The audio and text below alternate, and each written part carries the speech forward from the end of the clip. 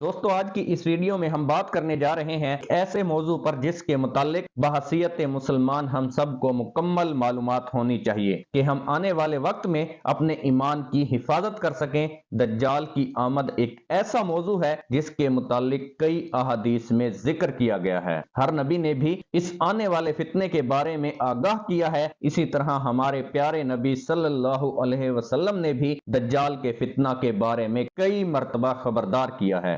دجال کی آمد کی کئی ایک نشانیاں بیان کی اور اس سے محفوظ رہنے کے کئی طریقے بھی بتائے۔ اسی طرح ہم آج کی اس ویڈیو میں دجال کے بارے میں ایک طویل حدیث کا ذکر کرنے جا رہے ہیں جسے حدیث جساسہ کہا جاتا ہے۔ اس حدیث کے مطابق ایک صحابی حضرت تمیم داری رضی اللہ تعالی عنہ نے دجال سے بذات خود ملاقات کی۔ بعد میں اسلام لانے کے بعد انہوں نے اس واقعے کا ذکر حضور پاک صلی اللہ علیہ وسلم سے کیا تھا، جس کی آپ صلی اللہ علیہ وسلم نے تصدیق کی اور اس سے متعلق ایک خطبہ بھی دیا۔ ناظرین، فاطمہ بنت قیس کی بیان کردہ روایت کے مطابق ایک مرتبہ حضور پاک صلی اللہ علیہ وسلم اپنی نماز مکمل کرنے کے بعد منبر پر تشریف لائے اور فرمایا، تم میں سے ہر شخص اپنی نماز کی جگہ پر بیٹھا رہے، اور فرمایا، کیا تم جانتے ہو کہ میں نے تمہیں کیوں جمع کیا ہے؟ صحابہ کرام رضی اللہ تعالی عنہم نے عرض کی، اللہ اور اس کے رسول ہی بہتر جانتے ہیں۔ چنانچہ آپ صلی اللہ علیہ وسلم نے ارشاد فرمایا کہ اللہ کی قسم، آج میں نے تمہیں اللہ سے ڈرانے یا اللہ کے کسی حکم کی ترغیب دینے کے لیے نہیں بلایا، بلکہ میں نے تمہیں یہ بتانے کے لیے جمع کیا ہے کہ تمیم داری ایک نصرانی شخص تھے، انہوں نے اسلام کا ذکر سنا اور مسلمان ہو گئے۔ انہوں نے مجھے ایک ایسی بات بتائی جو کہ اس خبر کی تصدیق کرتی ہے جو کہ دجال کے بارے میں تمہیں پہلے ہی آگاہ کر چکا ہوں۔ انہوں نے بتایا کہ وہ 3 آدمیوں کے ساتھ ایک کشتی میں سوار ہو کر ایک بحری سفر پر نکلے۔ 1 ماہ تک سمندری موجیں انہیں دھکیلتی رہی اور بالآخر ایک جزیرے تک جا پہنچایا۔ اس وقت سورج غروب ہو چکا تھا۔ چھوٹی چھوٹی کشتیوں میں سوار ہو کر جزیرے میں داخل ہوئے، جہاں انہیں ایک جانور دکھائی دیا جو کہ موٹے اور گھنے بالوں والا تھا۔ اس کے جسم پر بال اس قدر کثرت میں تھے کہ وہ آگے اور پیچھے دونوں سے پہچانا نہیں جا رہا تھا۔ ہم نے اس سے پوچھا، اے مخلوق، تیرے لیے ہلاکت ہو، تو کون ہے؟ جس کے جواب میں اس نے کہا، اے قوم، وہ سامنے دکھائی دینے والے گرجے میں چلو،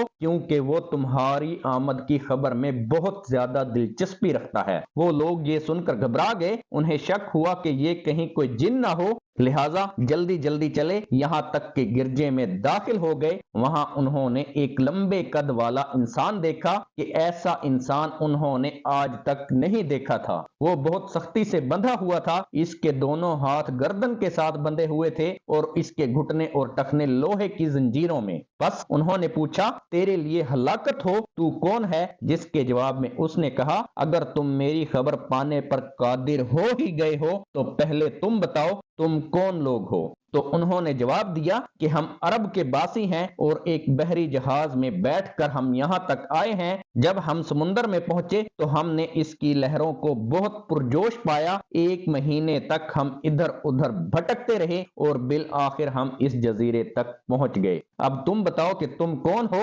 اس نے کہا، میں جساسہ ہوں۔ انہوں نے پوچھا کہ جساسہ کیا ہوتا ہے؟ اس نے کہا کہ گرجے میں اس آدمی کی طرف جاؤ، وہ تمہاری راہ دیکھ رہا ہے اور تمہارے بارے میں جاننے میں دلچسپی رکھتا ہے۔ وہ سب پھر گرجے کی طرف تیزی سے بھاگے کہ کہیں یہ جن تو نہیں۔ وہاں موجود شخص نے کہا کہ مجھے بیسان کے باغ کے بارے میں خبر دو۔ انہوں نے پوچھا کہ بیسان کے باغ کے بارے میں تم کیا جاننا چاہتے ہو؟ اس نے کہا، میں اس باغ میں موجود کھجوروں کے پھل کے بارے میں جاننا چاہتا ہوں۔ انہوں نے بتایا کہ ان درختوں پر پھل آتا ہے۔ اس شخص نے کہا کہ ان قریب ان پر ایسا وقت آنے والا ہے جب وہ درخت پھل دینا چھوڑ دیں گے۔ پھر اس نے کہا کہ مجھے بحر طبریہ کی خبر دو۔ انہوں نے پوچھا کہ اس کی کس چیز کے بارے میں تم جاننا چاہتے ہو؟ اس نے کہا، میں معلوم کرنا چاہتا ہوں کیا اس میں اب بھی پانی موجود ہے؟ انہوں نے کہا، ہاں، اس میں اب بھی کثرت سے پانی موجود ہے۔ جس کے جواب میں اس نے کہا، ان قریب وہ زمانہ آئے گا جب اس کا سارا پانی ختم ہو جائے گا،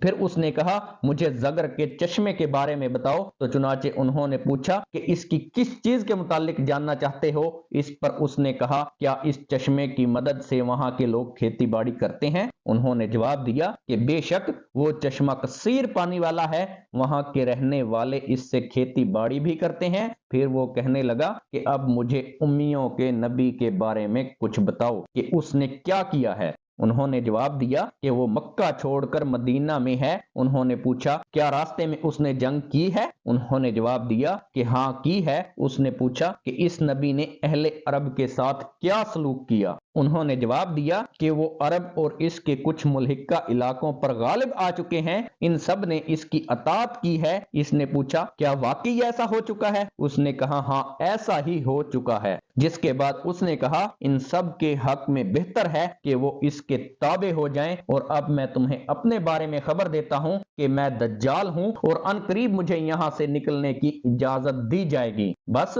میں یہاں سے نکلوں گا اور پوری دنیا کا چکر لگاؤں گا اور 40 راتوں میں ہر بستی کو روندوں گا مکہ اور مدینہ کو چھوڑ کر، کیونکہ ان دونوں جگہوں پر جانا میرے لیے حرام کر دیا جائے گا اور وہاں داخل ہونے سے مجھے روکا جائے گا۔ یہاں کی ہر ایک گھاٹی پر فرشتے پہرا دیں گے۔ اور حضرت فاطمہ بن قیس نے فرمایا کہ حضور صلی اللہ علیہ وسلم نے اپنی انگلی کو منبر پر چبھویا اور ارشاد فرمایا کہ یہ طیبہ ہے، یہ طیبہ ہے، یہ طیبہ ہے، یعنی مدینہ ہے۔ کیا میں نے تمہیں یہ سب باتیں پہلے ہی نہ بتا دی تھی؟ تو صحابہ کرام رضی اللہ تعالی عنہم نے عرض کیا بے شک۔